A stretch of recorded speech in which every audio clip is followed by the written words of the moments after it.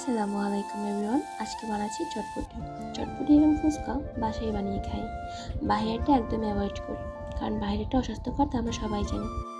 এখানে কিছু ডাবলি 4 ঘন্টার মতো ভিজিয়ে রেখেছিলাম, সেগুলো এখন পরিষ্কার করে সিদ্ধ করে নিচ্ছি। এর মধ্যে আলু, ডিম ও কিছু লবণ দিয়ে একসাথে সিদ্ধ করে নিচ্ছি।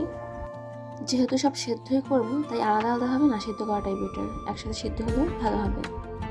এখানে আমার সবগুলো ভালোভাবে সিদ্ধ হয়ে গিয়েছে। তো সিদ্ধ হয়ে গেলে আলু ডিম ছুলে নিয়েছি আর চটপটি খাওয়ার জন্য সালাদ কেটে নিচ্ছি। সিদ্ধ করা আলুগুলো পুরোটাই ভালোভাবে চটকে নিচ্ছি।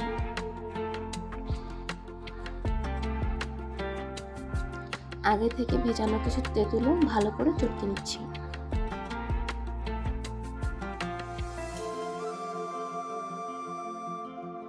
দেন তেঁতুলের পানির সাথে অ্যাড করছি 1.5 চামচ চিলি ফ্লেক্স আর কিছু ধনিয়া পাতা দিয়ে ভালো করে মিক্স করে নিচ্ছি।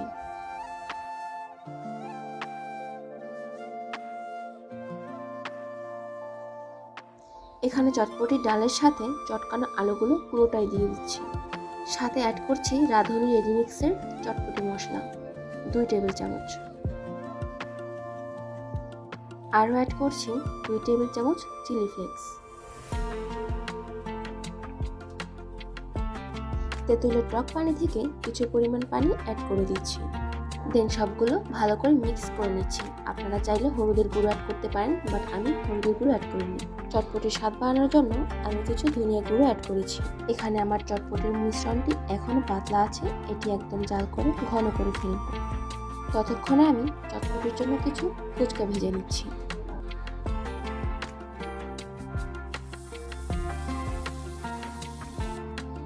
এতক্ষণে অলরেডি আমার চটপটির ডালটি ঘন হয়ে গেছে। এখন পরিবেশন করার পালা। একটা বাটিতে আমি কিছু পরিমাণ চটপটির ডাল নিয়ে নিচ্ছি।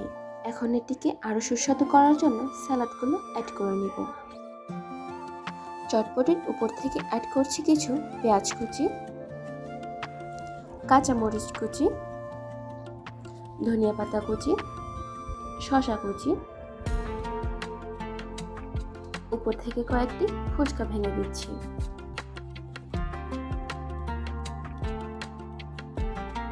সব শেষে সেদ্ধ ডিম গ্রেটার দিয়ে গ্রেট করে দিচ্ছি।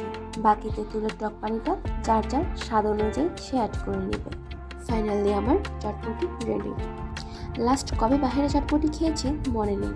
যখন থেকে নিজে বানাতে পারি তখন থেকে বাসায় চটপটি ফুচকা বানিয়ে খাই। By the way guys, thank you for watching my video. আসসালামু আলাইকুম।